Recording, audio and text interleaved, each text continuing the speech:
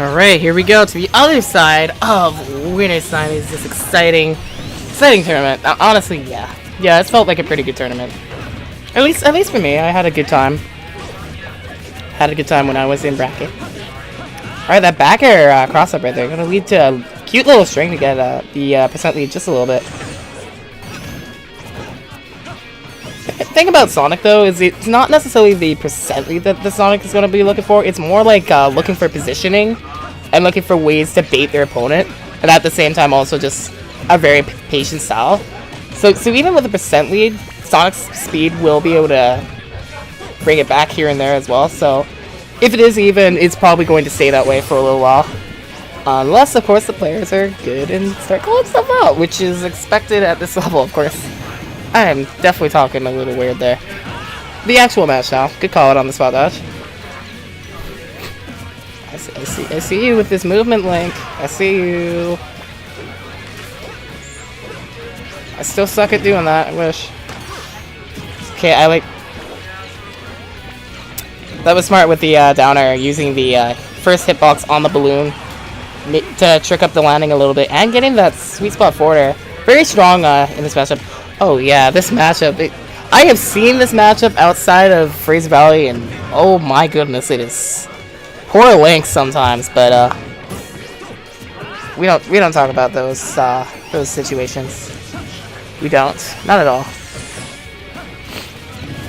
All right, good bomb. Probably called out a jab right there, as Dan likes to use up close. And IrisZ keeping this lead going with a strong downer hit there.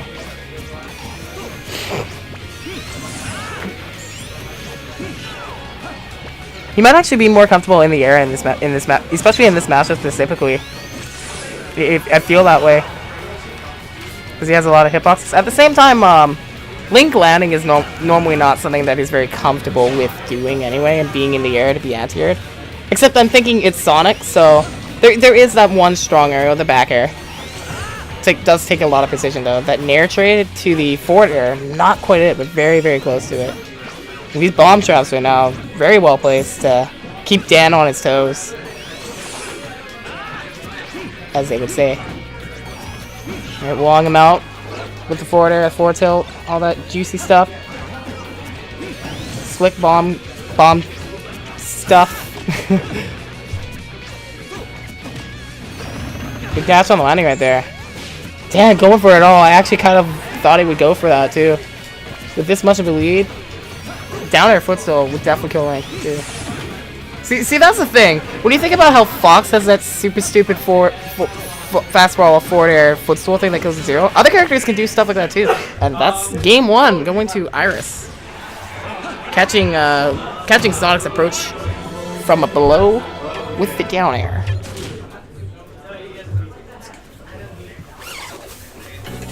That is not me.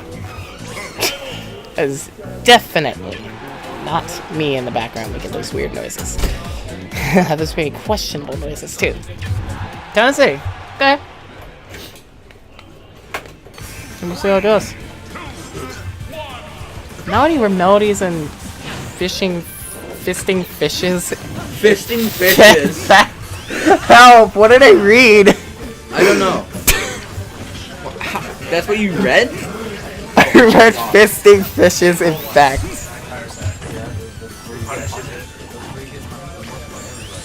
Okay. Barring my awkwardness, the actual game here, I was pretty much starting it the way he wanted to, the way he did in the way he wants to do with the lead here, starting with the lead, and with these big disjoints and Dan having to approach. As long as he can keep calling them out, it's gonna be a lot of damage when he lands those hits. So I expect Dan to mix up his movement a little bit more. It definitely would benefit him here.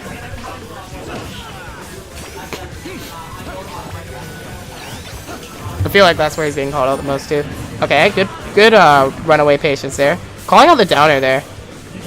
IrisZ has been getting a lot of mileage off of that down air though, so it's a good thing to call out. Forward smash, it might actually be enough. He isn't able to pull a bomb in time too. So Dan will get the stock lead here. And that up tilt trading with the spin dash. And Dan evading all these kill options from Link. Very spooky. Good usage of the hook shot right there. Space him out a bit with his best aerial range tool too. Oops.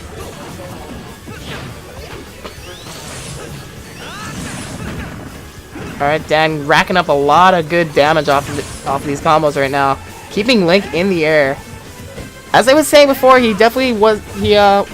I was saying that Link was favoring the being in the air above Sonic. Not so much here, especially at the percent that he is, and with the deficit that he's at as well. It's definitely going to be a lot harder for him to deal with. Forward air almost beating the spot dodge. I like that idea for a call out, and that is going to be the first stock from IrisZ's first stock here. IrisZ getting the first stock. Wow, good word choices there. Nice.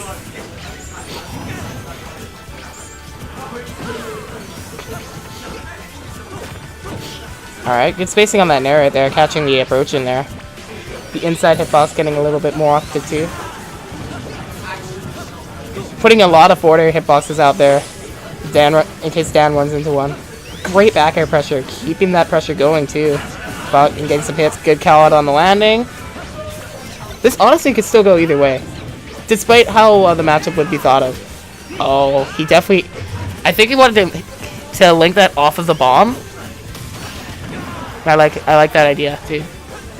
Down air landing to safely reach the ledge.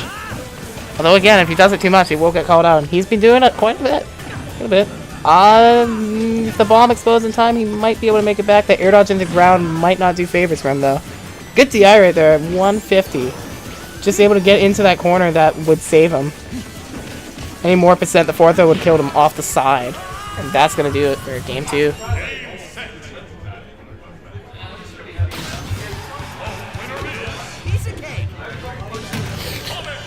I haven't really thought about counterpicks much tonight. I feel like IrisZ is comfortable anywhere, especially when he has a dual main that's comfortable on different stage for different stage comforts. What's up? Lilac Cruise is the pick. A bit of a smaller stage, as I've so much highlighted it on these big hitboxes that Link has because it's a smaller stage. He's gonna be able to cover a lot more of the stage control, or yeah. He's gonna be able to use his disjoints to cover stage control really well. Yeah, I think that's the word I want to use there. Okay. All right. Wow, that hook shot did not connect at all. That makes sense, I guess. All right. All right. Good power shield on the back air there. I think that was here to commentate game 3. All right. Yep. Varus joining for the last game. No, please don't die from that. Yeah, that was very good recovery right there. Very good awareness and reaction to that. Recovery on his recovery. Kappa. A Lamau. Just the Kieran. I will. A Lamau. Anyways, I'm sorry, Quan and Dan, if you're watching this. We'll get back to some actual commentary. Okay. I actually haven't seen him using falling air as much. It seems like another good option to go for. He's been using down air really well, but then like the falling air is also a fast hitbox. Can cover inside him instead of, well, they cover the same amount. Cover the same thing. Quan's playing really well just today. less than like.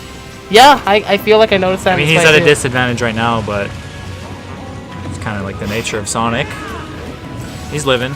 Yeah, that was very good timing on that, not having to use the bomb explosion and being invincible from it as well. This is obviously Quan's counter pick, so I'm wondering why he chose this stage. Stage reference probably, and also just since but what does it I stated like? as a smaller stage, since Link has a bit bigger hitboxes, he's gonna be able to cover a little bit more of it. In case Dan wants to approach, which will... How's the ceiling and walls on this stage? I don't really know, and that, yeah, he's dead. Unfortunate punish. Yeah, that was the optimal option there for a forward smash on For shield. Dan, yeah. Yeah. The ceiling is the same as Smashable, FD, Dreamland, pretty much.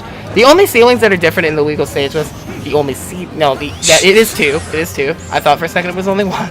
But no, it's Town and City with the low ceiling and Battlefield with the high ceiling. But everything else is the same.